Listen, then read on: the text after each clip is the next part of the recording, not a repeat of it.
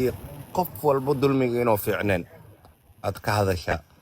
waa qofka markuu insaan yahay inuu cawada markuu jiifto dhima karo waqtiga oo jiifto oo subaxi asagoo mid la arki karo wax dhacay waaye aniga hadda jarmalkan joogaa wiil aan saaxiibe ahayn oo habeenkii aan kala tagnay habeenkii ayaan kala tagnay waa isla caweynay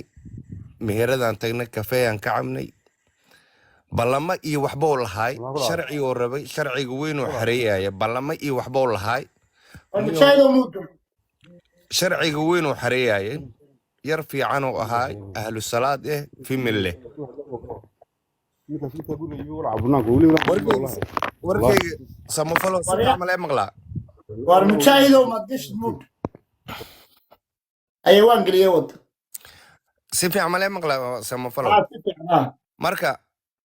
nafsada ilaahay qofka markuu geliyo oo jiifto subaxi inuu soo kacayo in kale allah waclam qofka ma sheegi karo qofkana waxaa fiican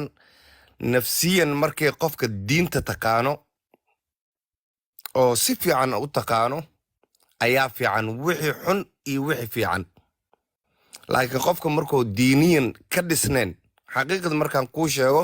qofka markuu diiniyan Soomaali markaan nahnay muslinaana wada nahnay laakiin muslimnimadii waxaa qofka muslimnimo maxay ka reebay horta qofka markuu insaan yahay oo muslim oo yahay maxaa xuma horta diinteena ay ka reebaysaa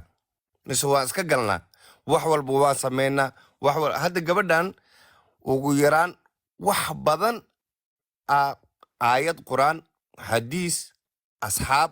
wax badana ugu hadash nabiga calayhi salaatu wasalaam adeerkiis wuxuu jeclaa inuu maxay ahayd jannada galo ma fahan haddaba nabiga adeerkii qalqullaahi qofka khayr badan dunida ma saarne adeerkiisna wuxuu la jeclaa inuu maxay ahayd jannada galo oo islaamnimada oo ku dhinto meena dhicin marka waxaan u sheegaa gabartan in badan waan waanisay wacdi iyo quraan iyo xadiis inta waa u soo qaadat